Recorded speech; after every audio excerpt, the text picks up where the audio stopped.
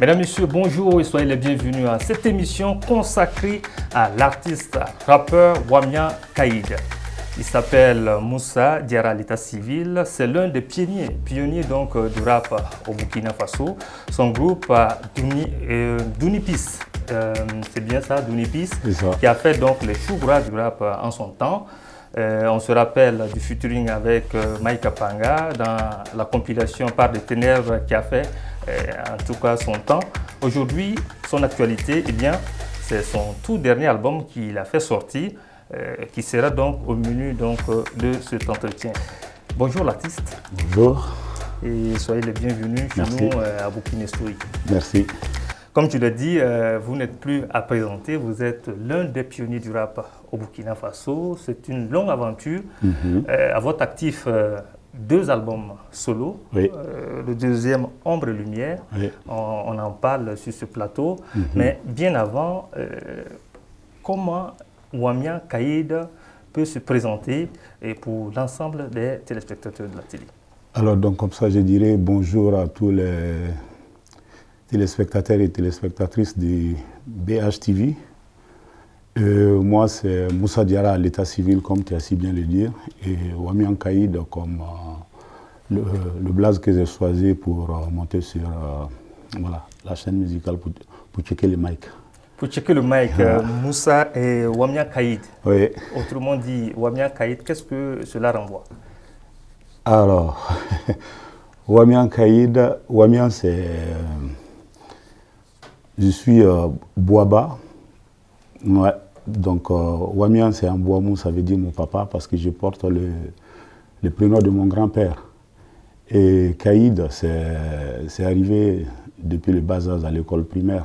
Depuis le bas âge. Voilà, donc comme voilà, on faisait des bêtises comme tous les enfants de notre âge, c'est là qu'est arrivé le surnom Kaïd. Kaïd pour dire un vrai dur. Exactement. Un vrai dur qui a embrassé sa carrière musicale depuis l'enfance. Vous êtes d'une famille de griots, vous êtes un artiste né. Oui. Alors, vous avez donc, à l'époque toute une panoplie de styles musicaux pour avoir embrassé donc, le rap. Oui. Alors donc je dirais que je suis né d'une famille de griots et puis dans la famille chez nous, on est initié depuis la naissance dans la musique parce que mon papa c'est un instrumentiste, un balafoniste qui a été le premier accompagnateur de la troupe emblématique Farafina et donc et ainsi de suite, ma maman aussi, elle est griotte. Elle chantait lors des baptêmes et mariages. Donc c'est depuis la nuit des temps, quoi, on va dire. C'est des chansons, on va dire, traditionnelles. Exactement. Vous êtes dans la modernité du rap. Pourquoi? Ou bien c'est parce que le rap était dans l'air du temps à l'époque? Bon, je dirais que dans la famille, tout le monde a choisi un instrument. Il y a mes frères, il y en a qui jouent au djembé, il y en a qui jouent au balafon comme le papa. Et moi, depuis tout petit, j'ai voulu prendre, voilà, choisir un autre truc qui n'était même pas forcément la musique. Jusqu'à 1994, j'ai écouté l'album Salam du Positive Black Soul. Je me suis dit, ben tiens, voilà, comme on m'a dit que la musique est dans la famille, si je devais choisir une musique, j'ai fait du rap. Parce que j'ai entendu pour la première fois un groupe rapper en Wolof, en langue, et puis avec des samples de la musique traditionnelle d'Afrique. Ça m'a tellement marqué que je me suis dit, bon, c'est ça que je devais faire, s'il faut faire la musique. La raison pour laquelle vous chantez également en langue Bouamou et Djoula en à la fois, fois, et en français aussi. Sur des colorations de musique, des instruments traditionnels. Beaucoup, ouais, c'est ça. Alors, on l'a dit, hein, votre aventure avec le rap remonte depuis Dounipis. Oui. Dounipis, c'est un vieux groupe de rap, j'allais dire l'un des premiers groupes de rap au Burkina Faso. Bon, de Bobo, on va dire d'abord. De Bobo, alors. Là où on vous a beaucoup plus vu sur la scène, c'était en featuring avec Mike Panga, oui. Dans la compilation La Part de Ténèbres. Aujourd'hui, vous vous êtes lancé dans une carrière solo. Pourquoi cette aventure en solo? Bon, l'aventure en solo est arrivée parce que il faut savoir que Dounipis, on l'a monté en 96 avec mon acolyte Sakende Noho dans l'état civil. D'ailleurs, je le passe un big up s'il nous suit. Et puis, comme ça, avant, c'était tellement difficile pour une musique urbaine de pouvoir prendre son envol. Parce que, je ne sais pas si c'est toujours le cas, parce qu'à l'époque, il n'y avait pas de producteur, voilà. Il fallait se débrouiller. Exactement. Vu raison pour laquelle, voilà, il y a Smokey qui nous a fait appel, parce qu'il voulait monter une compile pour les artistes qui n'étaient pas connus. Et raison pour laquelle il a dit, bon, je vais faire venir deux groupes de bobos. Et ces deux groupes-là, c'était Mike Apanga et Dounipis. On a fait une fusion pour pouvoir poser sur La part des ténèbres 1, qui est le morceau Barka Willa. Et après ça, avec Dounipis, on a enregistré aussi des maxi. Un maxi, c'est Smoke dans son studio à Abazon. Et puis en 2008, on a sorti le projet Dounipis, un album qu'on a appelé Les Retours du départ. Et puis après la sortie du Retour du départ, c'était toujours difficile pour nous pour pouvoir gagner notre quotidien dans la musique. Et ce qui a fait que les deux autres ont décidé d'arrêter parce qu'on ne s'en sortait pas. C'était pas évident. Ça. Exactement, voilà, c'était pas du tout évident. Et moi, étant toujours dans une famille de musique, donc je ne pouvais pas non plus quitter la musique parce que la musique, je la retrouvais toujours à la maison. Donc, j'ai continué et puis j'ai fait mon premier album solo en 2011, que j'ai fait appeler Srabadaziri, qui veut dire le conte de la rue. Et puis en 2015, j'ai également aussi fait un projet en duo avec mon oncle Massa Suleiman Koulibaly, qui est l'aîné de la famille Koulibaly, Badéa, les frères Koulibaly. Et qui aussi était une autre expérience pour moi dans la musique, parce que mélanger la musique traditionnelle avec la musique urbaine, ça donnait une autre couleur. Voilà. Et depuis là, voilà, j'étais encore dans le silence parce que voilà, on est tous devenus pères de famille et puis voilà. Il faut aller chercher le quotidien ailleurs pour pouvoir amener de quoi manger dans les assiettes à la maison. D'accord. Et puis, voilà. Votre actualité, on exactement, a dit, c'est voilà. votre dernier sortie, ouais, jusqu'à Ombre et Lumière. Exactement. Alors, avant de venir sur la présentation de l'album Ombre et Lumière en tant que tel, oui. Vous avez laissé entendre que les autres ont quitté le navire par des contraintes d'ordre financière, oui. Vous êtes resté, oui. parce que la famille oui. est une famille de musiciens et de musiciennes. Vous faites la musique par contrainte ou est-ce que, en tout cas, vous ne pouvez pas faire autre chose à part la musique? Si, je fais la musique pas par contrainte, parce que, comme je l'ai dit, je suis né trouver ce métier-là au sein de la famille. Donc, je le fais par plaisir parce que je le fais aussi, même si je n'ai pas choisi le même style musical que les parents, le style musical que j'ai adopté aussi, j'ai trouvé que j'avais beaucoup de choses à dire dedans parce que qui parle de rap, parle du quotidien, parle de quelqu'un qui veut véhiculer un message. Donc, on est toujours inspiré du matin au soir quand tu sors de la maison, que tu croises les amis, que tu croises des personnes que tu n'as jamais croisées, t'inspires. En tout cas, quelque chose à dire. Un artiste inspiré. Ouais. Et les messages ne tarissent pas dans cet album-là de 6 titres. Oui.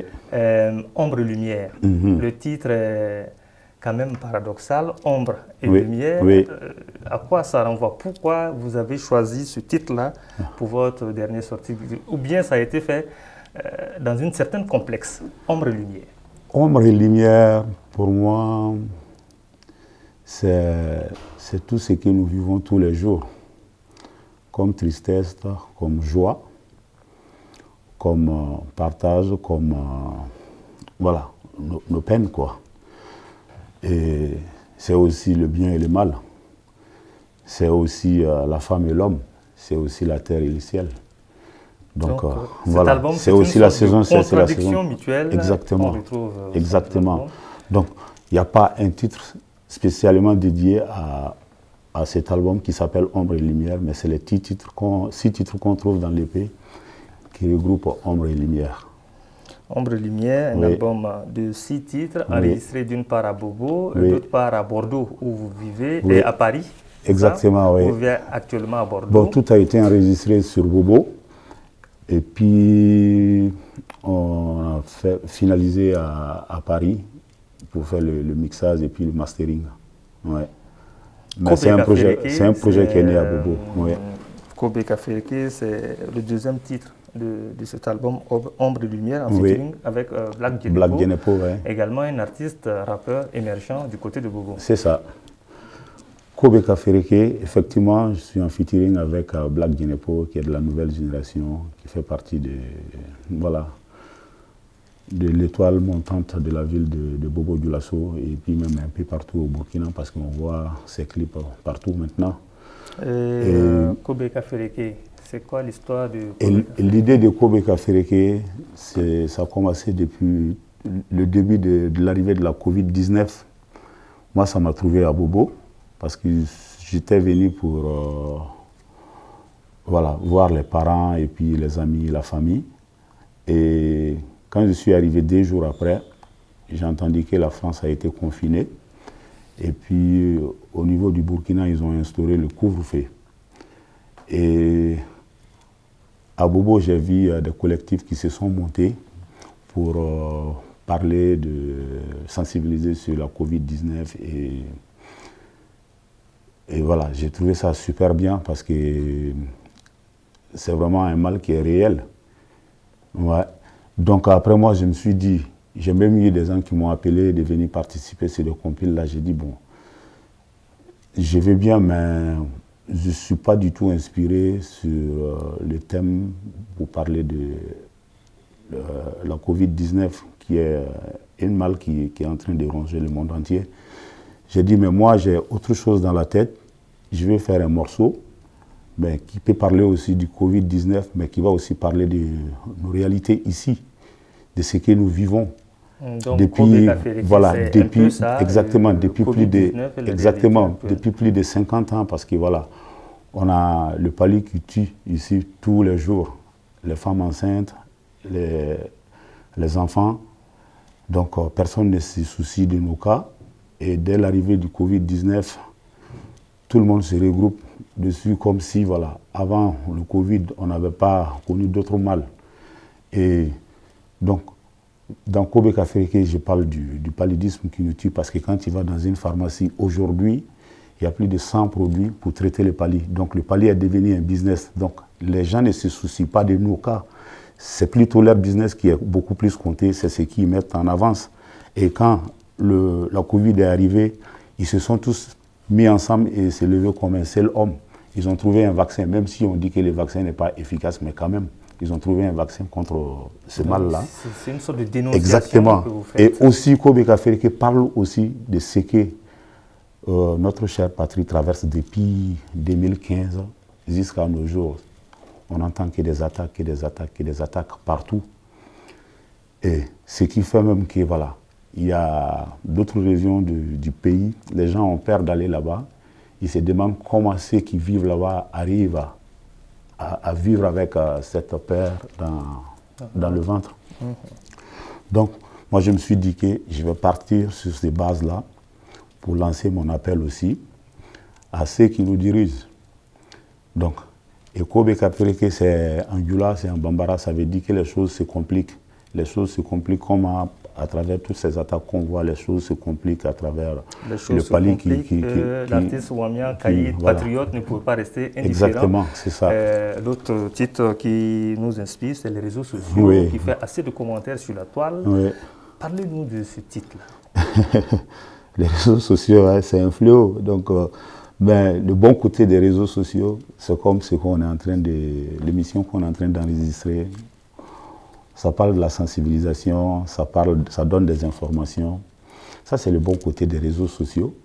Et le mauvais côté des réseaux sociaux, c'est ceux qui ne sont pas conscients, qui se mettent sur la toile et à créer une certaine sorte de justice et à dénigrer les autres et à Elle ne fait que passer la longueur des journées à faire des injures au sein de la société. Je trouve que c'est un peu dommage parce que aujourd'hui, au jour de nos jours, même les petits-enfants qui ont 10 ans, ils ont des téléphones portables et ils sont tous sur ces réseaux sociaux-là. Donc, peut-être on pouvait s'en servir de ces réseaux-là pour encore mieux éduquer. Mais s'il faut aller sur ces réseaux, sur la toile, et que de parler que des trucs qui n'éduquent pas du tout, moi je ne pouvais pas rester dans le silence comme ça.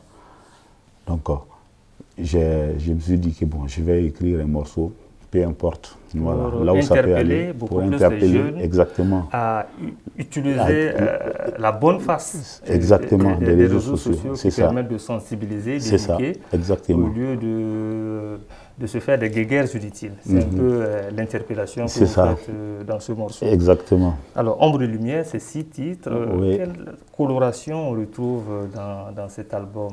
Dans l'album Ombre et Lumière, on retrouve la coloration Chefari Music. Parce que je ne fais pas du rap.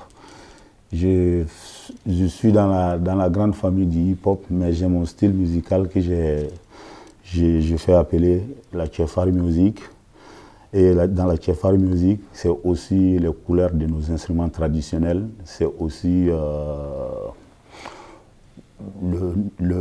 ce qui peut mettre en avant, voilà, ce qui vient de chez nous et ce qui vient de l'Afrique en général.